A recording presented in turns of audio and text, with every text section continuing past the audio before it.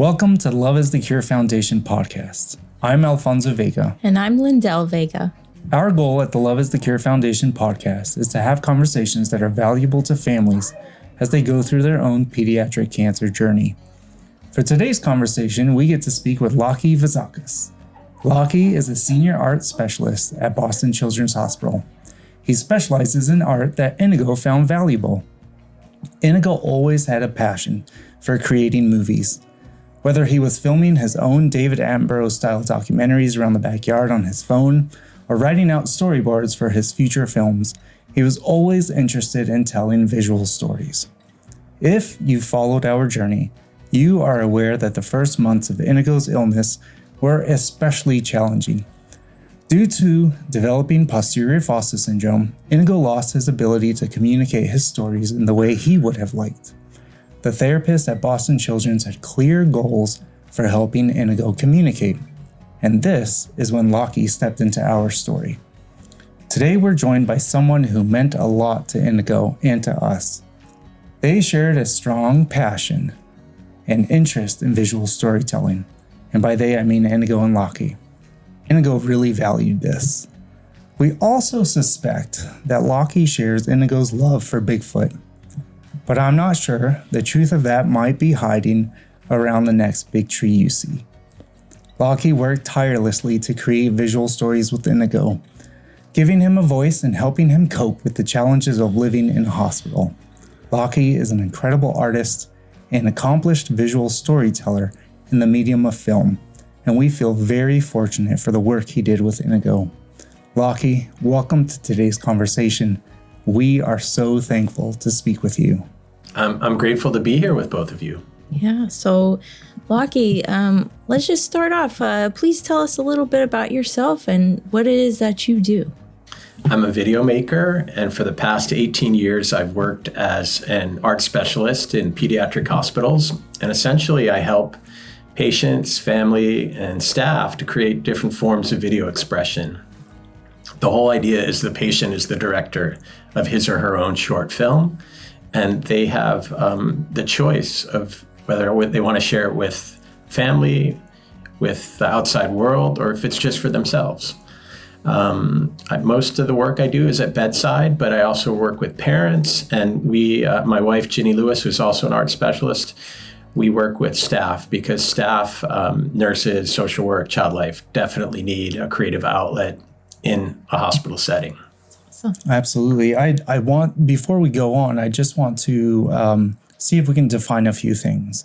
So you are an art specialist, and there are art therapists also in the hospital. Now, from what we understand, and maybe I should just hand this off to you, but from what Lindy and I understand, you work hand in hand with the art therapists, and they kind of prescribe you sort of like a medication. But can you explain the difference to us? Well, art therapists and music therapists go into a room with a discrete clinical goal. And my goal is just simply healthy, creative self-expression for whomever I'm working with. So I'm not going in there with a real goal. I'm just giving folks the tools and the opportunity to use video as a medium to express themselves. And the films can look so differently. It could be a stop motion animation. It could be a parody of an infomercial. It could be a journey project about illness and hospitalization. And choice, control, and agency is embedded in my approach. And again, I also think it's important to convey that the kids get to choose with whom they share their work, and if they want to share it, for example, with schoolmates, fantastic. But if it's just for them, I totally understand that too. We don't have an art therapist on staff here, but we have a whole team of music therapists. And in the past at Yale New Haven Children's, I worked with a really gifted art therapist named Kendra Carlson, and she definitely taught me a few things along the way, and we collaborated. But I think my approach is very democratic in a sense that I'm going into a room, I'm giving kids an opportunity to explore. It could be exploring and transforming the environment. It could be telling a story. I love the trailer format because it's very succinct and can be created in an hour. And I always say to kids, you don't have to tell the whole story. You just want to get folks interested. Mm-hmm. Yeah, that's exactly what it was for Inigo, especially at the beginning when Inigo could not communicate in a way that he was used to.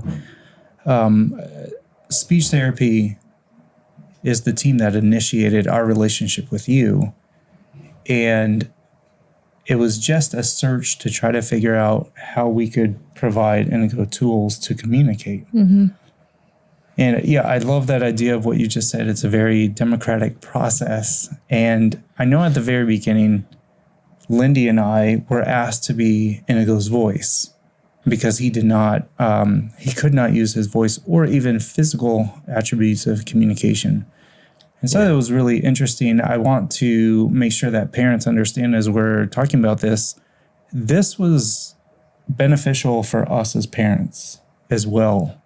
And I think that that's really a point that needs to be heard, that as your child goes through these moments where they can receive therapies, there will be people like Laki that are providing the family unit with an outlet. And initially, that's how it worked for the three of us. It was, we were all creating something for Inigo in conjunction with Inigo, but it definitely helped us as a family. Yep. It's funny you use the word voice, and I use the word voice in the broadest sense. It's let's help Inigo regain his voice and his autonomy. And then once I got to know you all better and get to know Inigo better, I realized how incredibly creative he was, how many ideas he had, and how we could kind of valorize those ideas and help him to express himself. And that partnership with Rachel Santiago of speech was absolutely incredible. That was really the first time she and I had worked with a patient like Inigo. I mean, I'd worked with other patients who'd had, vast communication challenges, but this was new territory for me as well. And what a wonderful partnership that was. And once we realized that art was really the key to unlocking Inigo's voice and autonomy, we got on a roll. You never left our side through this whole journey, and that was exactly what you're saying. It was the key. His face would light up when he would see Laki walk into that room, or sometimes Laki pops in and says, "Hey, listen, how's your schedule looking?" Or he'll see Mom or I in the hallway in the hospital, and I think I have some time in my sessions around here, and we would lock him in because we knew that was going to make Inigo's day. And that's absolutely right. With a child with posterior fossa syndrome, you are looking for a key to unlock his ability to communicate. And once again, we want to reiterate with posterior fossa syndrome, your child is there. Your child is completely there. Their processing is different. It's at a different speed. But if you allow that processing to happen, your child will be completely there. So I know that we've talked about in the past the percentage that Inigo came out of posterior fossa and those sorts of things. We want to also state that Inigo was there 100% the whole time. It's the processing that we talk about when we talk about percentage or speed or that sort of thing, or cognitive opportunity. And so, Laki was integral in giving Inigo a key, because eventually we got more keys in that set. But we would definitely say Laki was the key initially. Yeah. And I could just see in Inigo the motivation, to interact would go up because he understood what Laki was there for. Laki was there for fun.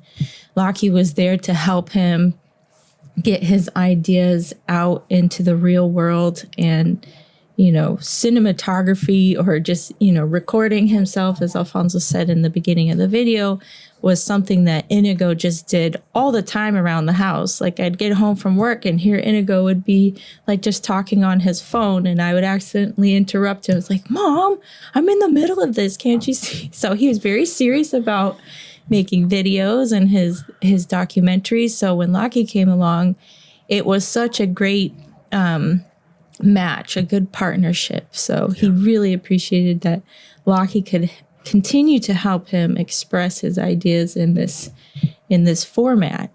So we're curious about you, Laki. Just going back into your history a little bit, what inspired you to get involved in cinema and art? I mean, I took a class. I went to undergrad at Tufts, and I took a class on Italian cinema. Unfortunately, it was like my senior year, so it was pretty late in the game. But I got really into it, and I thought, well, maybe I'll go into academia for film and cinema. Got very passionate about going to the movies and seeing all different kinds of foreign and indie films. And I started to pick up a camera too, and that really changed. All of a sudden to start to make my own short films and recognize the power of cinema, that you can actually convey emotions, feelings, and tell people stories. And then I apprenticed with a video wall artist named John Nine and worked for him for a couple years. So I was exposed to a lot of, high-end post-production as it was many years ago. And then I started to do my own thing. And in 2006, I met Janice Baker, who was the founder of the Arts for Healing program at Yale New Haven Children's. And she invited me to do 1 week, basically a residency with oncology patients and 1 week with sickle cell patients. And that completely changed my life. I ended up working at Yale New Haven for 13 years. We wrote a bunch of grants. We received some A grants for digital storytelling. And Janice was a huge influence on my life. She recently retired, but I carry her spirit with me. And while I was at Yale, we wrote a whole journey curriculum, which continues to inform my work with patients here at Boston Children's. So I feel the other beautiful thing about video making is that it integrates so many different forms of expression. So with Inigo, we could take photographs of his drawings. We could record his voice. We could integrate some of his favorite music, do some stop motion animation. It just, the possibilities are in a sense endless. If he's creating something with music therapy, we can integrate that as well. And again, the patient directs the entire creative process. And then you both can also participate. You can help as a crew, or you can record your voices. I mean, I felt like giving parents an opportunity for creativity, especially in such a challenging and difficult environment, it's absolutely essential, because you all are cut out for your support networks. Yeah. What Laki's talking about, for any of you listening. So what we specifically did with Inigo, and I mean we as in like what Laki did with him specifically, was make these short trailers. Because Inigo was so into film and so into that sort of thing, Laki was able to inform and to sort of give him a structured understanding of how some of these storyboards would go in forming a trailer, because Inigo's always loved trailers or the short form.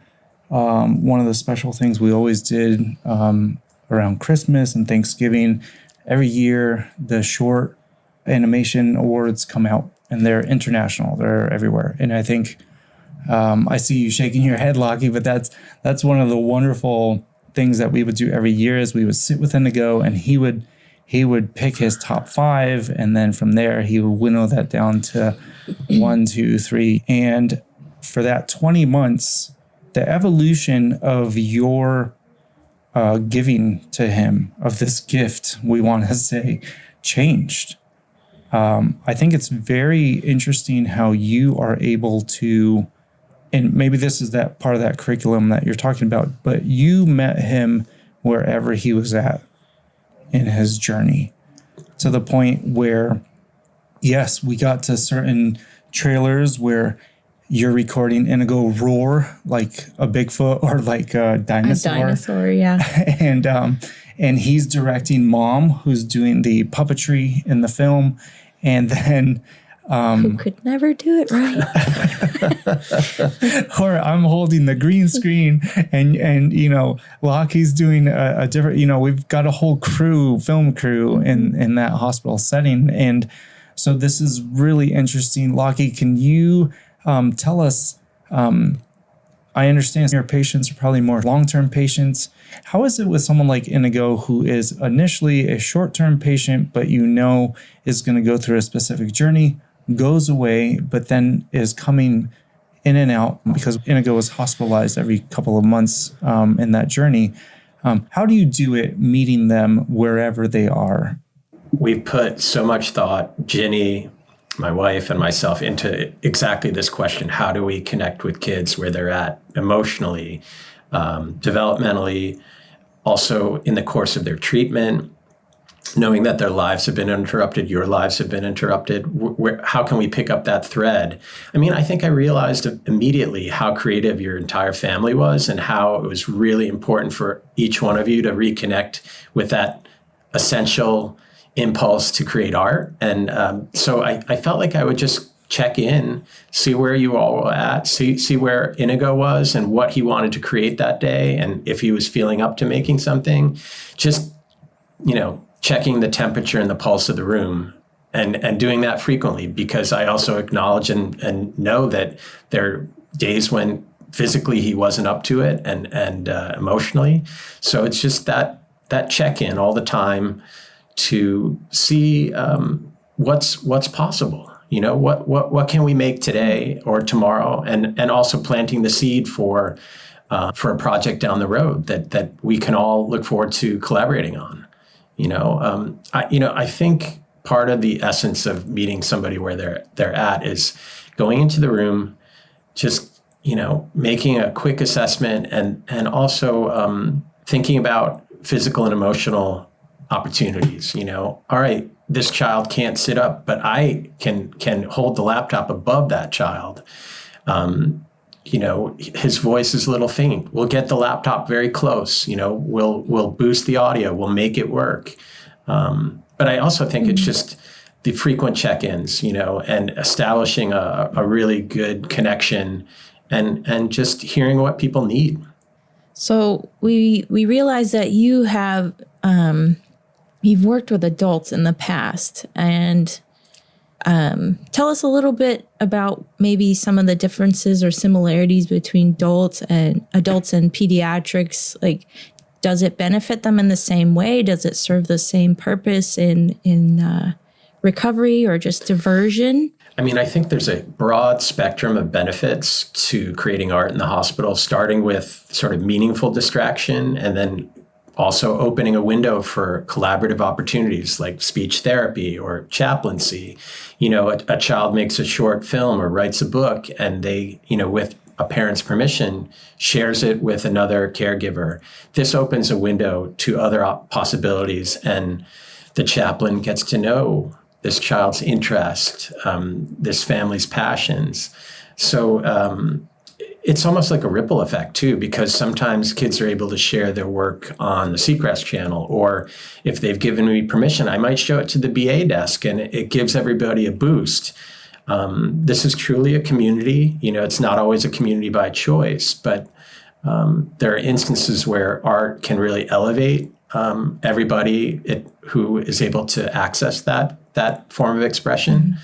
And then I think like the deepest work is particularly with older patients who've lived with chronic illness, who have truly hard-earned wisdom to impart. It's giving them an opportunity to reflect and by choice share that. And some of the kids that I worked with at Yale are now parents, and I'd love to be able to reconnect with them and say, you're a parent now, what do you want to convey? What do you want your children to understand about your journey? But I think, the difference between small children and adults, I think adults who are in a place to reflect on a deeper level about the meaning of their journey and what they can also do with this hard-earned wisdom. There's this impulse to pay it forward sometimes, which is, I think, exactly what you both are doing now. It's a magnanimous gesture that can help people when they're really in difficult situations. Yeah, we want people to understand how special it is that you provided Inigo with an outlet of purposeful distraction, is I think what you said. And a lot of what you do, yes, may not be the same as plastic arts, like physically drawing or molding something or doing something. But for a child that loved visual storytelling, to meet somebody that was a visual storyteller, to him it felt like, this is someone that I know. He may not have known you beforehand. He felt like he knew your interests, and your interests were common. And I think in that space where Inigo was a little wizened for his age, Inigo realized that he had lost his community. His friends weren't around him, that sort of thing, and it was just us. And he realized that you were going to be a new part of his community, and it was going to be awesome. And I think that's something that parents you should understand, is there will be services for you, as we've talked about in other podcasts, that are really, really, really important for you to link into. And as Laki said, he's not looking for a clinical goal. He's looking to provide something purposeful, and sometimes it's just distraction. I think that's really, really well put there, Laki. It's exactly what we felt Inigo received from you in so many instances, because we might be having a bad day. He might be having a tough time with whatever chemo stuff he had been on. And I would come back from grabbing him food in the calf, and I would say, I saw Laki in the hallway. What do you think? Oh, yeah, absolutely. Like, it was never a question if Laki was going to be welcome in the room. And it was sometimes Lindy and I that would just not say anything, because we knew physically where he was at, it just was not going to work for that day. But if the question was ever posed to him, he was all about Laki being there. Yeah. Laki, I wanted to ask you, as a person, like you said, who is super into watching films, one of our goals as a foundation is pushing the therapy aspect. In other words, especially with children with posterior fossa syndrome, Lindy and I have a goal to get the voice out there that the more you can help your child experience things, work their neuroplasticity, work their creative interests, the better it can be for their outcome of posterior fossa syndrome. We're talking about two different things here. Inigo loved watching films and he loved making films, and those are completely two different things. We never wanted to let him just watch films, because as interesting as that is, when you're in a position of a clinical posterior fossa syndrome situation, we need you to also work. And yes, viewership is work, but at this stage, it can end up not being work. You kind of lose yourself in that. Do you see a difference? And I know with us, you shared movies. We would look into movies, and that always made him so happy. But then you also followed it with, hey, would you like to do something like that? Can you explain the significance of that? A film can inspire, can truly inspire. Obviously, Inigo loved hearing the Hendersons, and we did a couple of sort of Bigfoot-related films, and he also had that wonderful take on Bigfoot, which was that he was a kind and gentle creature, forest creature. I think we have to kind of get away from the passivity of watching things, or I love active engagement. I mean, when I go into a room, I really want to encourage kids to unplug from the television, which is ubiquitous, unplug from a video game, and say, let's make something. Let's use our imagination, our creativity. It could be informed by a video game. It could be informed by something they've watched. Yesterday, I was working with a 14-year-old patient, and he's in a kind of limbo, in which you can appreciate. It's not sure when he's going to be able to leave. He made a whole Twilight Zone inspired video, and he made some of it black and white. And, it was just aesthetically, it was wonderful. It was a great opportunity for him to express himself. But Twilight Zone, that's where he's at, both like thematically and realistically.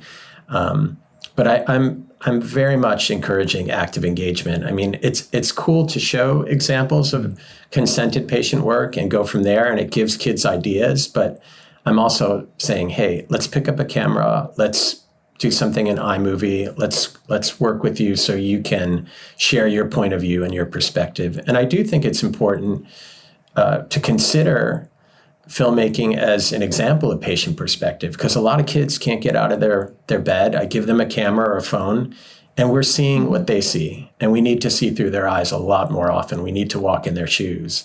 And I feel like so many times, like doctors come into a room and they'll see that I'm working with a patient. And instead of saying, let's look at the work in progress, they say, well, we'll wait until it's finished. And I almost want to say, no, watch what we're working on right now. So you'll get a little glimpse of what this kid's creativity is like. Watch it right now and then come back and have the world premiere. Mm-hmm. How that helps inform the teams as well. Yeah, right now. This is where this child is at right now. Yeah. Laki, I love that. That's so, I love the perspective of that. You're right. Too many times, I think the medical team walks in there and they want to just, they want to leave us to what we're doing or whatever. And I think that's such a great perspective in letting them know, no, this is going to give you a clinical understanding where this child is right now and things that you're not necessarily looking at. Yeah. I mean, I say that Ginny and I work with the whole hospital community here, but one population that I'd like to work more with, doctors, interns, medical students, residents. I worked with residents and medical students at Yale, and it gave them a deeper appreciation for the efficacy of these artistic interventions. And then I would see some of the interns or the medical students on the units, and they would then refer me to patients.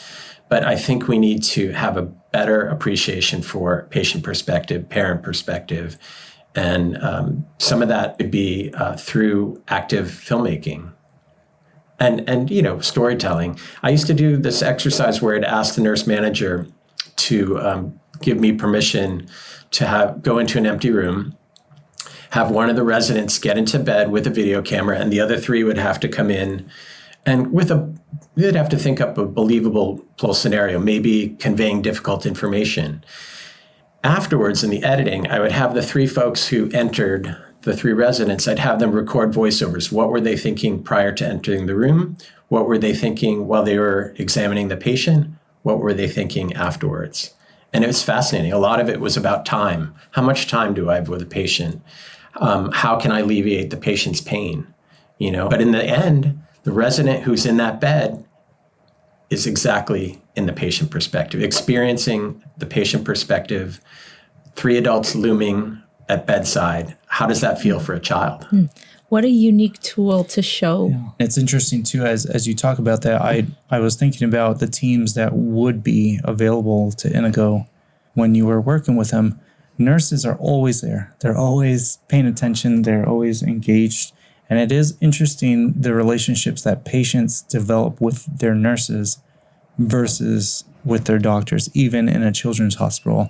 And I think that is exactly what you're talking about is a big part of it. The perspective in many ways is different because a nurse is fully engaged daily, not only in medical care, but in holistic care. How is that child emotionally feeling that day? Those sorts of things.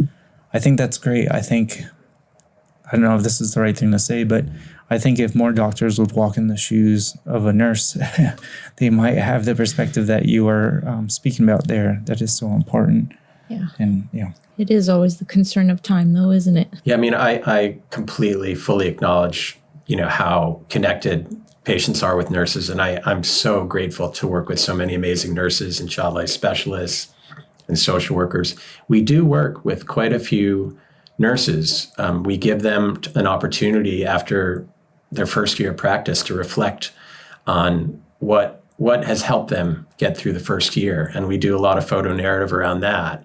We have people bring in, share a photo of a person, a pet, a place that's, help them get through the year. And they write and reflect on it. And it just opens up a dialogue because people are connected to those images, especially the things that we collect in homes. Mm-hmm. Absolutely.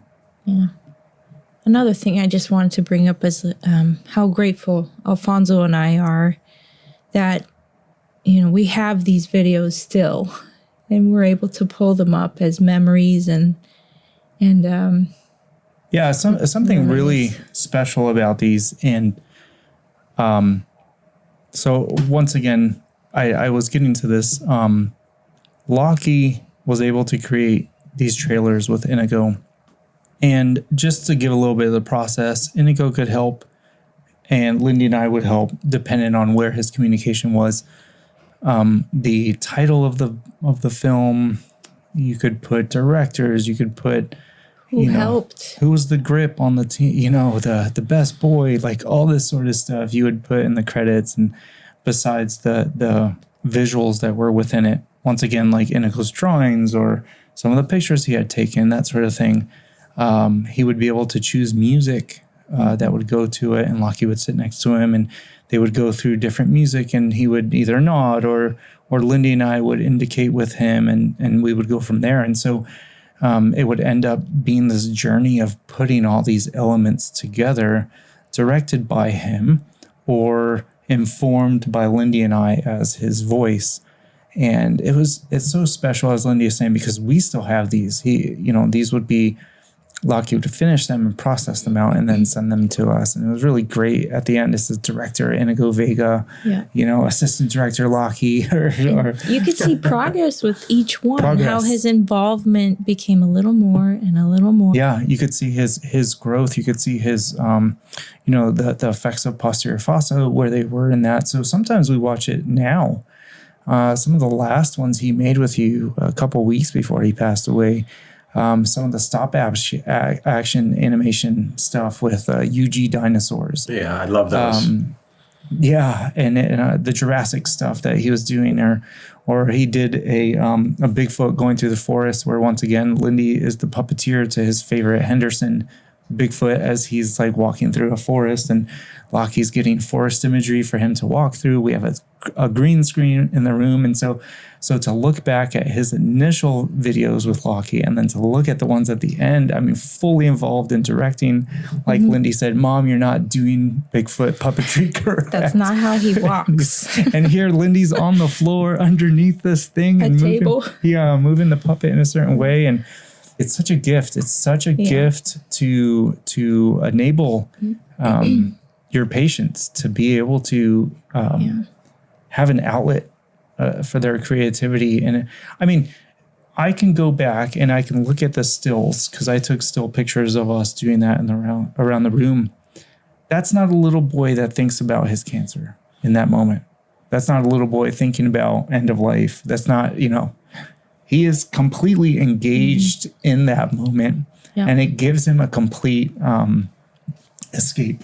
Yeah. I had a really cool moment with Inigo before he passed. He was probably, I don't know, maybe 15 months into this experience, and he had made a number of videos with you about his Blue Electric and Ted Cosworth, and he had a whole storyline there with his sidekick Rafiki and stuff. And so 15 months into his journey, after he made some of these videos, I came across one of his writings here at home, and I started reading it with Inigo, and he had written this blurb of his story.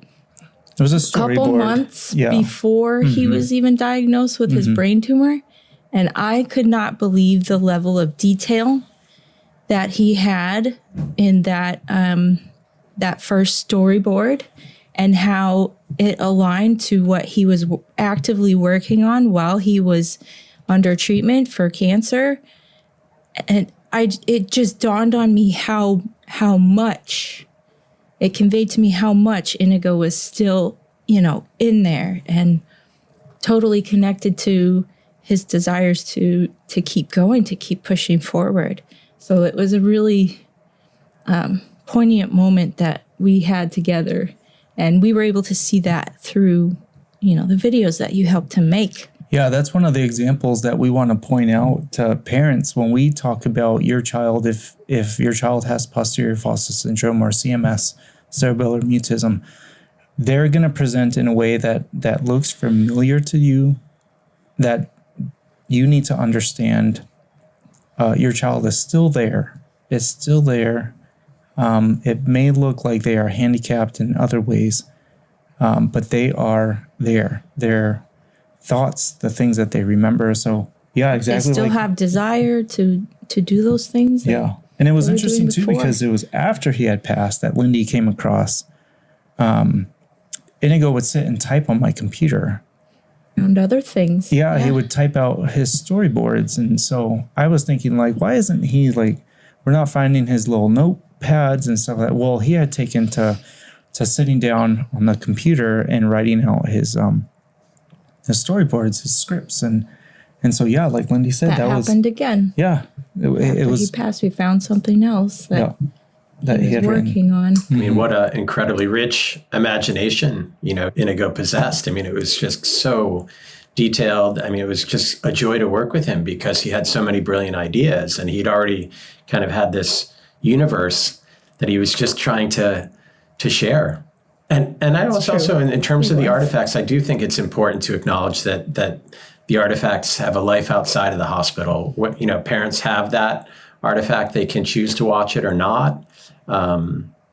It's just also some of these artifacts can inspire other kids, can inspire parents to learn more about what their child is going to face in terms of a hospital journey. I'm so glad you said that, because that's the other thing that we have not really been able to discuss with other parents, but it's the idea that understand you might be tired as a parent when you're trying to work with your child in an oncology situation, for us in your oncology situation, and you're exhausted. Hopefully you're taking care of your child and your nurse isn't doing everything, but you're there, you're involved. Take part in these therapies, take part in these art situations like Laki is talking about, because if you end up in a situation like Lindy and I have, where your story plays out in a way that isn't what the medical teams wanted, it's not what we wanted, but we do have memories. We do have, as Laki said, we do have these artifacts that we absolutely hang on to, and we find deep joy in them. I think I am totally open to people not necessarily wanting to look at those artifacts, especially after your child passes or something like that.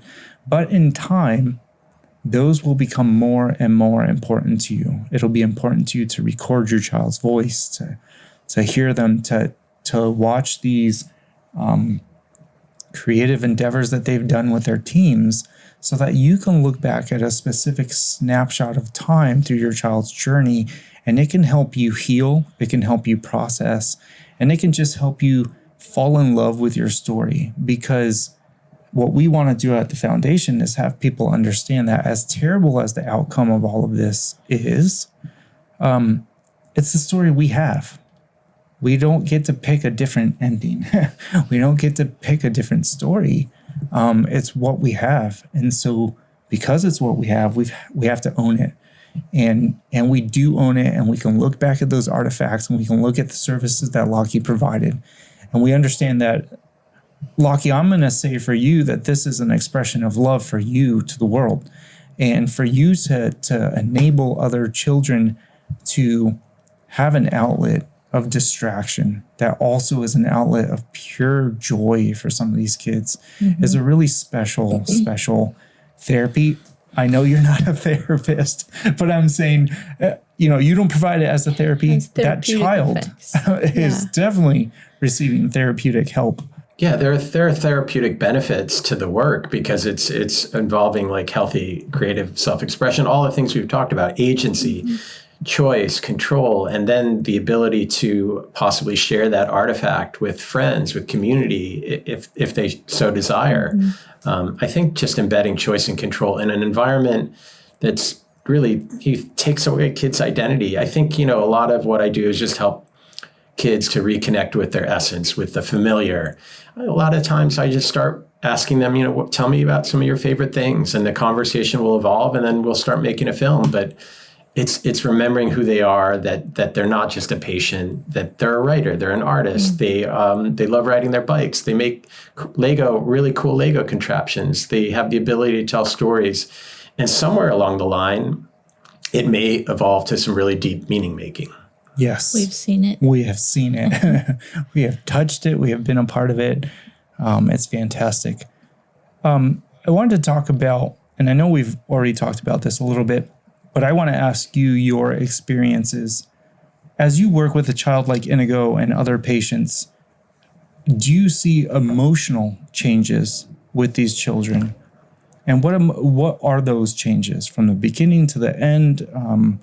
And what do you do with these sorts of distractive, or I'm going to say again, what is it that you're able to do to serve those emotional needs? I mean, I see this all the time where kids, initially will be very subdued and they may be withdrawn due to the realities of their hospitalization and their illness. Or in Inigo's case, having some real challenges around being able to articulate his thoughts and to be able to express himself. But sometimes kids are understandably shut down in a very difficult alien environment. So some of the things that I like to do from the start is to offer the opportunity to photograph, edit, and transform the environment. And, I call that a Planet Hospital video, because the hospital is a strange environment. We can actually accentuate that and play with that and create kind of a different videoscape, soundscape, everything, use our senses to kind of transform the room. And I think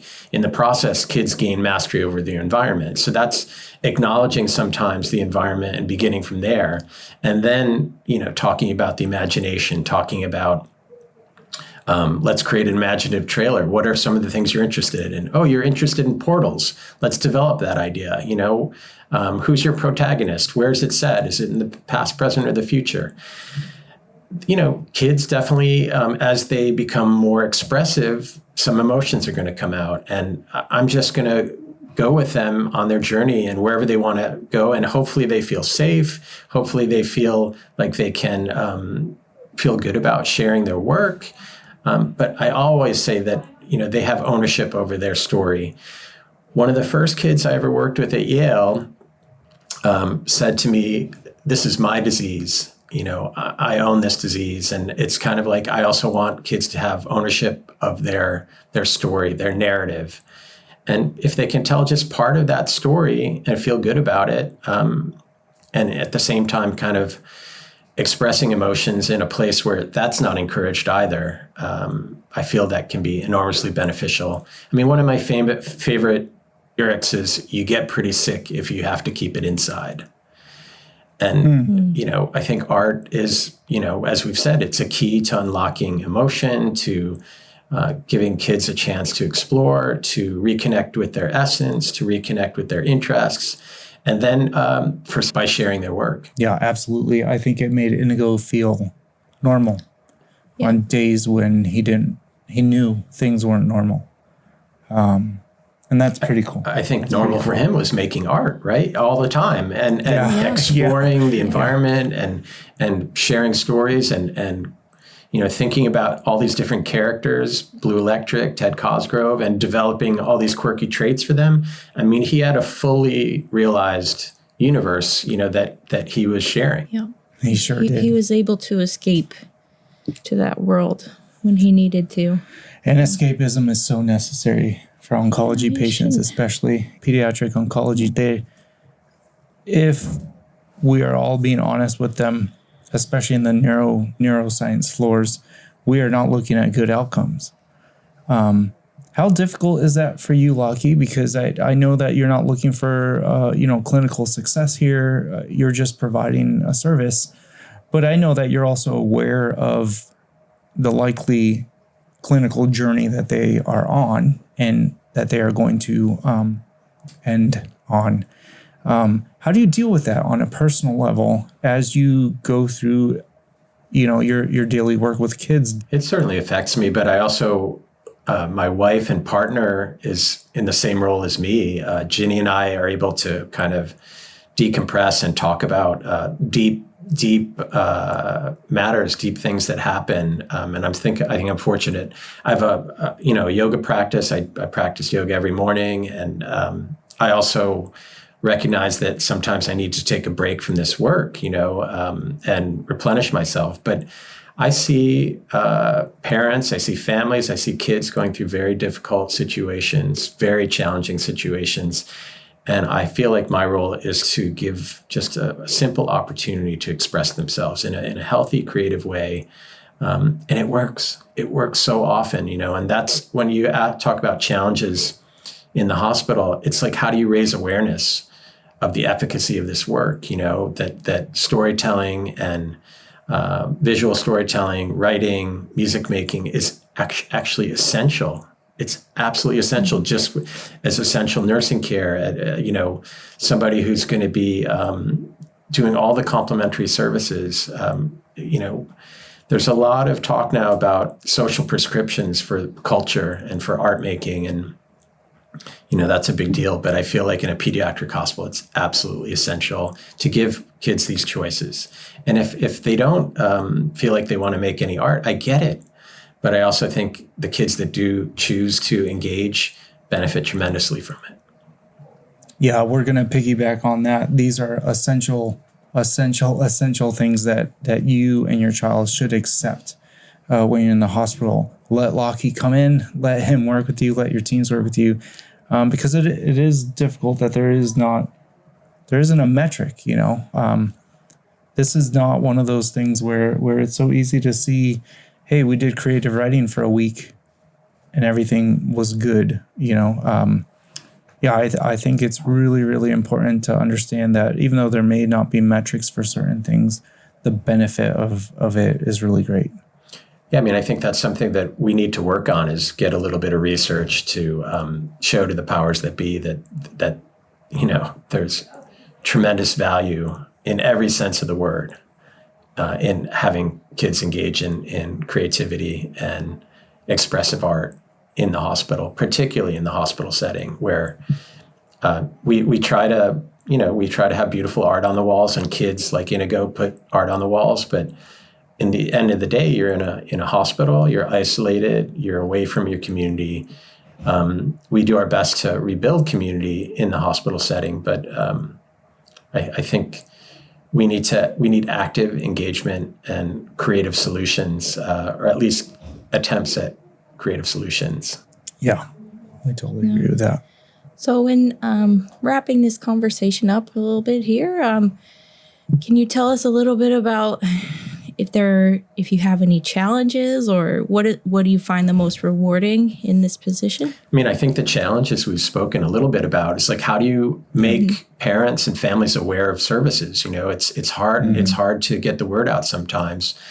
Ginny currently has an art studio up on the 12th floor, and it's kind of all word of mouth, and it's a big hit. But I think about kids who fall through the cracks, including kids who are here for many months, and all of a sudden I'm finally getting a referral after like 2 or 3 months. I think that's one challenge. I think also raising awareness amongst the care team of, this is enormously beneficial. This child is engaging in art every day. Let's take a look at that and provide that sacred space, and if a kid is really doing a deep dive, the vitals can wait a little bit. It's the usual interruptions can wait. I don't know. I think right now, it's challenging to be in a hospital. There's a lot of turnover here at times, and it's important, I think, just for parents, but also the folks who work here. You pick your people, you find your allies, people who understand your work and who will champion it, and you go from there. I know you had Susan Harris on your program, and you talk about somebody who's super connected and aware and wise, and she actually referred me to the patient I referenced earlier, who she was my conduit to this kid who's made a whole series of videos, and the last one being Twilight Zone inflected. I think that's such an important point. Find your allies. As parents, we are the conduit. We are what is going to be most important initially for your child to walk this journey in a way that they want to walk it. And sometimes it involves structure. Sometimes it involves active engagement versus passive engagement. And I think it's so important for us as parents to understand that we cannot sit back and watch our child go through this. We need to be an active role player in everything that your child is going to go through in this journey. We lived in the hospital for 20 months. We have seen parents that are not interconnected in their child's journey. And we would guess that doesn't turn out as productive as it could, both during that journey and after that journey is over. And so part of what we want to do here at the foundation is have parents understand you need to be an active part in getting your child to be an active member in these art therapies, these art outlets that are available to them. And Laki, you gave Inigo a voice in something that he was interested in. You provided a service that enabled him to feel like he could put aside his diagnosis for that time being. And it was why it was Lindy and I had to be the ones at times that would have to rein that in, because he would need sleep after radiation, or he would need, sleep after systemic chemotherapy or whatever the case was. But, we walked in to go to the very end of this journey. And at the end, he just wanted Laki to come to his room and talk to him. Just hang out. Just hang out. So you guys didn't make a video. You didn't do anything. Just buddies. You were just buddies. And I know that this is your job. It's what you do to present kids with outlets and help. But in very many ways, you became Inigo's buddy. Oh, yeah. I feel like I have a deep connection with all of you, and I feel very grateful for that. And then, I also remembered having to be mindful of his stamina. And that's something that it's related to what you were saying about meeting kids where they're at. There are times when kids really push themselves at a time when really they don't have the stamina. So I'll have to check in with them and check in with parents and say, maybe after half an hour, we might need to just, we can work on this again tomorrow. It's no worries. But, kids really do push themselves sometimes because they've found an interest and a passion, and they want to see a completed project. Yeah, it's true. These kids have lost a lot, and they've lost a lot of their future, and they want to finish these projects. They want to do that stuff. But Laki, we have kept you long. We want to thank you so much, not just for today, but for all the work that you did with Inigo. You are a real beacon of hope in a place like that hospital, where kids can look at you and the things that you do. And as parents, we can look at people like you and understand that there are good people in this world doing good work. You are not there to give Inigo medication. You're not there to do any of that stuff. But we are absolutely aware that what you give children is medication in a way. Mm-hmm. And we saw that in our son, and we saw that in the joy that he received working with you and distracting himself from the illness that he had. So, Laki, thank you so much for being who you are. It's an honor to know you, and it's an honor to continue this dialogue, and it's an honor to recognize Inigo's legacy, his artistic legacy, which, continues to live on here in the hospital in the form of the installation that you created in partnership with your son. It's absolutely amazing. And I get to see kids check out that work every day, kids and parents. So his legacy lives on very much here at Boston Children's, and I'm grateful for the connection. Thank you, Laki. Thank you, Laki. We appreciate you. Thanks for saying that. We love that hallway, so we will see you very, very soon. Yeah, I look forward to it. Thank you, Laki. You're welcome.